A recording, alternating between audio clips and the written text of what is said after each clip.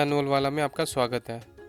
इस वीडियो को लाइक करें और इस चैनल को सब्सक्राइब करें। इस वीडियो में हम हीरो का डेस्टिनी 125 का कुछ सेल्फ मेंटेनेंस टिप देखेंगे। सबसे पहले हम इंजन ऑयल के बारे में देखेंगे। तो इंजन ऑयल चेक करने के लिए पहले तो जैसे यहाँ पे दिखाया जा रहा है तो डिपस्टिक का लोकेशन चेक कीजिए। उसके बाद डिपस्टिक आप जब निकालेंगे तो इसमें एक मार्किंग होता है अप एंड लो का।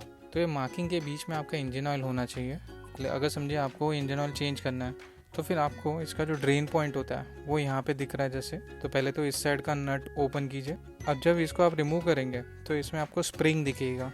ये स्प्रिंग होता है। फिर ये जो नट है, नट के अंदर भी एक रिंग होता है, ओ रिंग होता है, जो इस कैप को प्रॉपरली टाइट क्लोज करने के लिए हेल्पफुल होता है। अगर आपको पता चलता है कि आपका जो इंजन ऑयल लेवल है वो कम है, इंजन ऑयल जला नहीं है, तो आप इसमें इंजन ऑयल टॉप अप कर सकते हैं। 10W30 का जो इंजन ऑयल है इसमें ये इस्तेमाल होता है। तो हीरो डेस्टिनी 125 में 700 ml इंजन ऑयल रिक्वायर रहता है। इसका ये ड्रेन ट्यूब भी देखिएगा कि इसमें कहीं ऑयल ना जम गया हो या इसके अंदर कहीं ऑयल ना आ गया हो। अब बात आती है ब्रेक की। तो हीरो डेस्टिनी 125 में ड्रम ब्रेक होता है। तो फ्रंट का जो ड्रम ब्रेक का पहले आप फ्री प्ले यानी क्लच चेक कर लीजिए कितना ये फ्री है। फिर उसके बाद जैसे यहाँ पे दिखाया जा रहा है ये पहले प्रेस कीजिए ऊपर साइड से और फिर इसका जो नट है उसको लूज या टाइट कीजिए। जैसे आपको जिस तरीके से आपके क्लच को फ्री करना है या टाइट करना है उस हिसाब से। फिर वैसे ही आपको नीचे के नट के लिए भी पहले आप प्रेस कीजिए और उसके बाद नीचे का नट भी आप आपके हिसाब से जैसे कम ज़्यादा करना है आपके क्लच के फ्रीनेस को, उस हिसाब से आप उसको रोटेट कीजिए। अब इसमें एक इंडिकेटर होता है जिससे आप पता कर सकते हैं कि आपके ब्रेक का कंडीशन कैसा है। तो ये इंडिकेटर जैसे आपको दिख रहा है, गाड़ी बंद कीजिए, ब्रेक अप्लाई कीजिए और उसके बाद ये जो इंडिकेटर है ये अगर मार्किंग के अंदर ही है तो ब्रेक आपका अच्छा है, अगर मार्किंग के बाहर है तो इस ब्रेक को आप चेंज कर लीजिए। अब बारी आती है रियर ब्रेक का। रियर ब्रेक का पहले आप क्लच का फ्रीनेस चेक कीजिए, क्लच कितना फ्री है। फिर जैसे यहाँ पे दिखाया जा रहा है पहले आप ऊपर प्रेस कीजिए और फिर इसका जो नट है उसको आप रोटेट कीजिए। इसके अंदर भी एक पिन होता है, वो पिन जैसे आपको यहाँ दिख रहा है कि ये पिन प्रॉपरली अंदर का जो बोल्ट है उसमें स्टिक होना चाहिए, ये थोड़ा भी लूज नहीं होना चाहिए। इस ब्रेक का भी एक इंडिकेटर होता है जिससे आप पता कर सकते हैं कि आपका ब्रेक का कंडीशन कैसा है। ये जो मार्किंग के अंदर ही अगर आपका लेवल दिखा रहा है ब्रेक का, ब्रेक अप्लाई करने के बाद, तो फिर आपके ब्रेक का कंडीशन अच्छा है।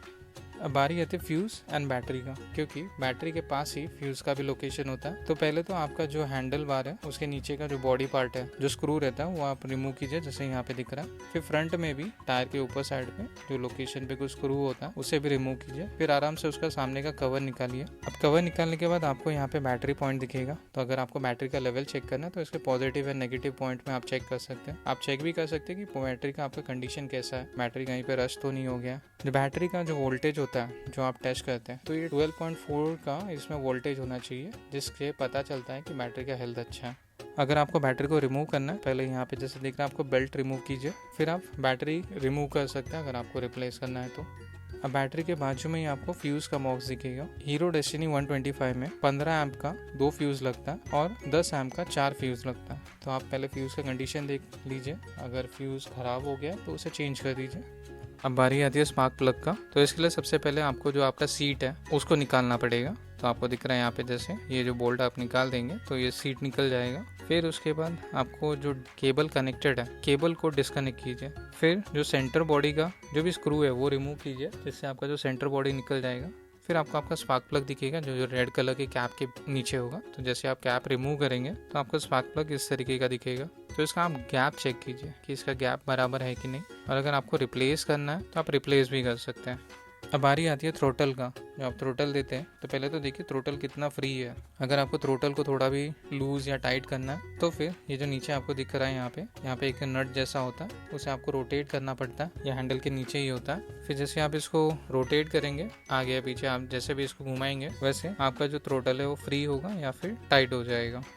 अब अगर आपको थ्रोटल आपके इंजन के साइड से चेक करना है तो फिर उसके लिए आपको जो सेंटर कवर जैसे हमने स्पार्क प्लग के देखा था, सेंटर बॉडी निकाल दीजिए गाड़ी का और फिर वहाँ पे ही आपको जैसे यहाँ दिख रहा है आपको फोटो में और एक जगह मिलेगा जहाँ पे आपको नट रोटेट करना है, जिससे आपका जो थ्रोटल है वो कम ज़्यादा होगा। अब टायर के बारे में देखते हैं। तो टायर में सबसे पहले एयर प्रेशर इंपॉर्टेंट होता है। तो इसमें जो फ्रंट का टायर का एयर प्रेशर होना चाहिए वो 22 PSI होना चाहिए।